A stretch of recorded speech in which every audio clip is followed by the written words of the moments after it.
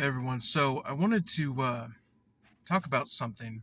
First off, yeah, I'm back after about a month of not posting. I've been really busy, you know. I've had school and all of that, but I wanted to quickly talk about something that we all feel is approaching. I know Tim Pool has been talking about it. I know, Stephen Crowder has mentioned it and all of this stuff. But it's civil war. Or better yet, what would really be happening is a war, globalist versus America. Now, we all know that Klaus Schwab and the WEF. I kind of got to be careful, otherwise, the the bots will pick up this video. But I'll try and break it down in easy terms. Um, don't mind my dog back there; she's really excited. But anyways, what would happen if a civil war happened? Right, a second American Civil War. There's certain things that we need to consider. Now, none of us are fortune tellers, and it would be really hard to predict something like that, especially with all the new developments like, things like Elon Musk taking over Twitter. We don't know if he's going to step down as CEO. We don't know what's going to happen with Crowder. People in CNN have been fired, even though we thought that would never happen. We don't know what's going to happen with the 2024 election. But here's some things that I want to consider. I I now live in the country, right? I live in Southern Oregon. Most of you know that. But I used to live in Washington State, and I more exactly in Tacoma, Washington.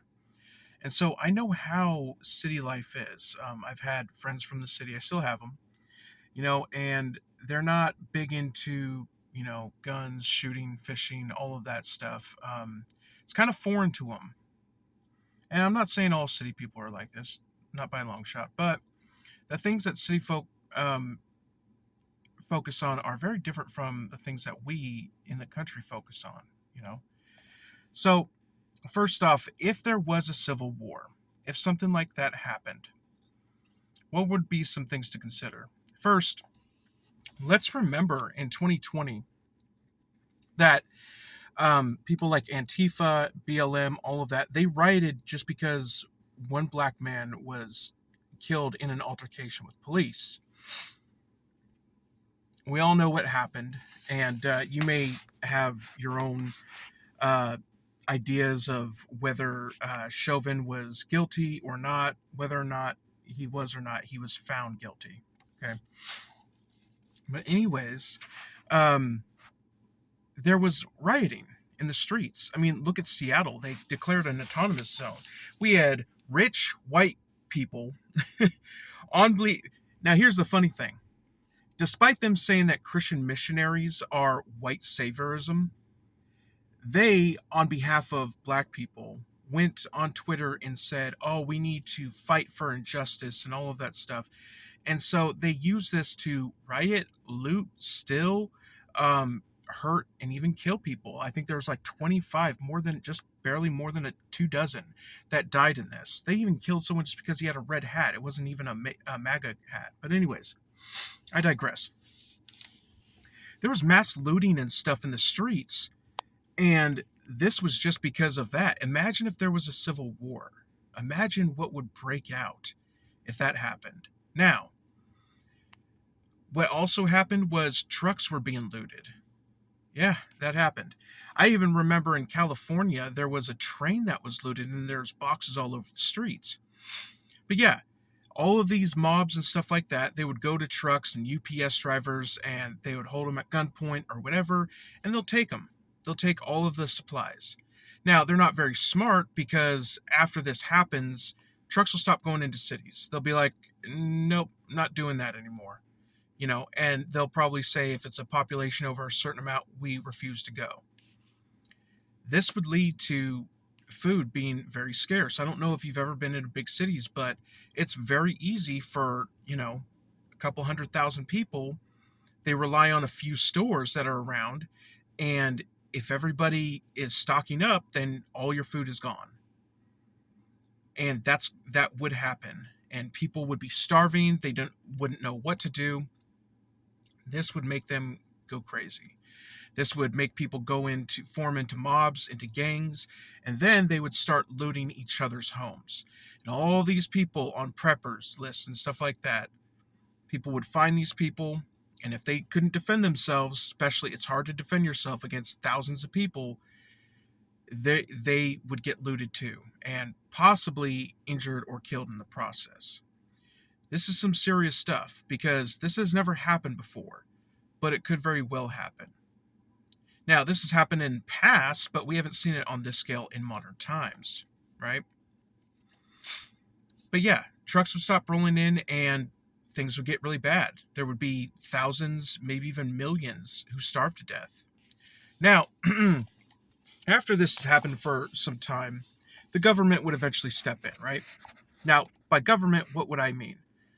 I would mean like the democratic globalists. Because right now we have a split party. We have Republicans and Democrats. And the globalists have a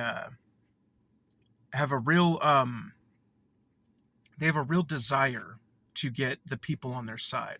So the government would have to step in and save people from starving. And globalists like city dwellers. You know, they want mega cities. They want people who, if you've noticed, all of the big cities are all Democrat run. And that's because for some reason when a big large group of people get together they vote Democrat. I don't know if it's because they think they're more empathetic or sympathetic or whatever, but cities tend to be Democratic, and so globalists, they don't want to lose those people. That's not their enemy, and so they don't want them dead. They want to save them, but also they need them to fight their true enemy. I'll get to that in a second. They want to make sure that these people are protected, and they want to make sure that they have somewhat of an army or whatever. Because yes, they can go outside to like Ukrainians or even China, or they probably wouldn't go to Russia, but China and Ukraine for extra troops. But they're going to want Americans fighting Americans. Now, this would make the people who watch CNN, the Democrats in the cities, they would value the government and they would say, "Oh, these people are here to help, and I should probably do whatever they want, whether sticking a microchip in me or starting their social credit system or whatever. Maybe even doing the Universal Basic Income, the UBI." And I mentioned the enemy of the globalists. That's Southerners, country folk, and conservatives. Those of us in rural areas, those of us who can take care of ourselves. The old adage, I have a tattoo on my right shoulder, a country boy can survive. We grow our own food out here, you know? That's what happens. And if we don't grow the right food, I mean, our small farm itself, we have chickens, goats, ducks, and then for fruit, we have plums, pears, grapes, cherries, all this kind of, and then our garden we can grow almost anything. So we can survive. We don't need stores. We've done it before for months.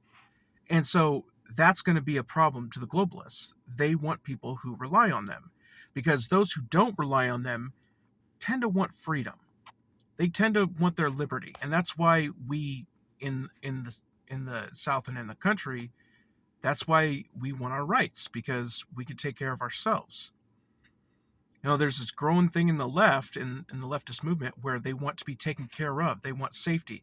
But here's the thing about safety. If you trade your liberty for safety, once you've fully given up your liberty, your safety is it your safety depends on what the tyrant wants. The tyrant is able to make sure you have safety or not. Now he'll say that we will give you safety, we'll take care of you and all that. But when he fully gets power, he's not obligated to do anything. So, I talked about what happened in the city. What would happen in the country? Well, I've thought about it, and one of the big things that stands out is we would have a smaller issue. You know, we can work together and grow our own food, but the rural areas have a drug problem. specifically meth and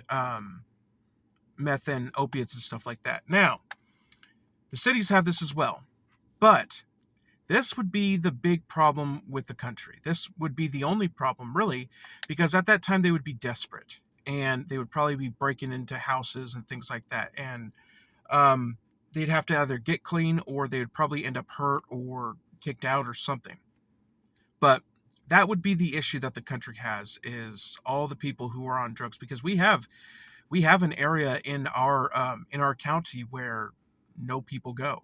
You know, we all have our farms and stuff, but there is an area where there's people that, deal with drugs and all of that. And so every area has that, and that would be our biggest problem. But after that, the big war would begin. You know, um, it would be the Dems and the cities and the globalists versus the patriots and the farmers, the Americans. Because the biggest roadblock to globalism right now is the First Amendment. And what's backing that up? The Second Amendment. It would take a full on war or economic collapse to destroy this. Now, Gavin Newsom in California is trying to do this thing where he's trying to take certain incidents and um, help him in his quest for destroying the Second Amendment. Like, oh, there was a mass shooting there. We're going to implement magazine bans. Oh, there was a mass shooting there. We're going to institute, now the ATF has, they're calling pistol braces essentially short barreled rifles. And that's the big thing that we're dealing with now. I don't have any pistol braces myself, but I know there's like something like 40 million pistol braces out there. And they said if you don't get it on time, if you have 120 days to comply, but after 88 days, if your application isn't reviewed, um, it's an automatic no, and they will take enforcement action at that time. I've seen many videos about this, so they're working on that. But the Second Amendment is not going anywhere. Um, we will ensure that it in order to destroy the Second Amendment, there has to be a war, an economic collapse where the dollar is destroyed and we need saving by the globalists. I mean, the Fed and, all of them, they've just announced that they're going to have a digital dollar. Well, we all know what that is. If you're a Christian, you know about the mark of the beast. You know about, how no one can buy or sell, whether you believe it's a physical chip or not. It doesn't matter. There will still be the mark of the beast could be the Sabbath, the false Sabbath, or it could be a chip. But the enforcement has to happen. Just like the dollar, right? The dollar isn't actually money. It's a paper note that denotes debt. It's not actually money. It's just a debt note. That's all it is. The real money is in the vaults and in the banks or the gold, whatever, or just the numbers that they made up on the screen because that's what they're doing. They're printing money. I want you all to think about this and put in the comments if you think I'm wrong, if you think I'm off base a little bit, or I didn't think about something specific, because this whole situation is very fluid. We don't know what's going to happen, but we can see kind of down the road how things work, and we know what the problems are to the globalists. That will be the big enemy right now. The problem we have is back in 1776, we were able to have the colonies and run to the New World away from King George and the monarchy. But today, there's nowhere to run. All of the parts on the map are filled in. There's governments everywhere, unless you want to go to Antarctica, but I don't see us going there. um, we have to fight for our homes. You know, there's a bunch of sayings like I don't know exactly how it goes, but that something like the tree of liberty must be refreshed from time to time with the blood of patriots or something like that. And we are in a generation right now that has gotten too used to freedom. I'll say it. We have. And there's a whole side, left side right now, who's kind of demanding their own enslavement. Now, they want their own ideas put into place and they want everybody to be forced to do it. And they think if they get a government and a UBI, this government will follow what they want. Because so far with the ESG score, BlackRock and the globalists, the environmental social governance score, yes, it says you have to put a certain amount of LGBTQ plus people in, you have to have BIPOC people and all of this in order to get investment from BlackRock and all these other companies. They're pushing this stuff on our society. Also, notice China and TikTok. I believe TikTok was part of Tencent or whatever.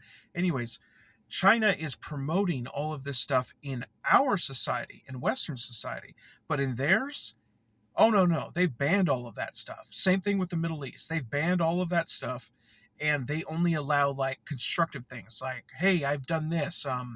I've worked on this. This is what I made. All of that. They promote good stuff, math, science, biology, all of that. But all of this woke crap, no, no, it's banned. Notice also that all your favorite companies like Disney, who is pushing the woke agenda and stuff like that, they minimize a black man in the Black Panther picture, and they've also thanked in Mulan. They thanked the place that is enslaving Uyghur Muslims. It's not just that. All the companies, you think that they during Pride Month they have all of these pride flags on their logos and all that stuff. Yeah, why don't you look at their Middle Eastern or Chinese departments? You'll see that during Pride Month, they haven't switched it over because they know that wouldn't be allowed in that country. They don't really care about it. They want money. And right now, the consumer is saying no, but the investors like BlackRock are saying, yes, do it. And it's not because it's making them money, it's because it's destroying society. And that's what BlackRock wants. We've all heard the whole thing with Jesse Ventura and all of that stuff. How there's tunnels in the Ozarks and all that stuff leading from Washington D.C. to Colorado and all of that, tunnels where rich people can stay. I'm sure that they do have bug out places. I'm sure they do, and they can go underground if need be. We don't know if there's going to be a nuclear war. We don't know if there's going to be an economic collapse. Well, I'm pretty sure of that, but we have to be prepared. And we have to talk to each other. We have to get the word out. Because a lot of these people, a lot of general Americans don't know about this stuff. They don't know what's coming, and they trust Big Daddy CNN. Anyways, I've rambled on enough. I'll talk to you in the next video. It's good to be back, and I'll be doing more videos more often. Thanks, and God bless.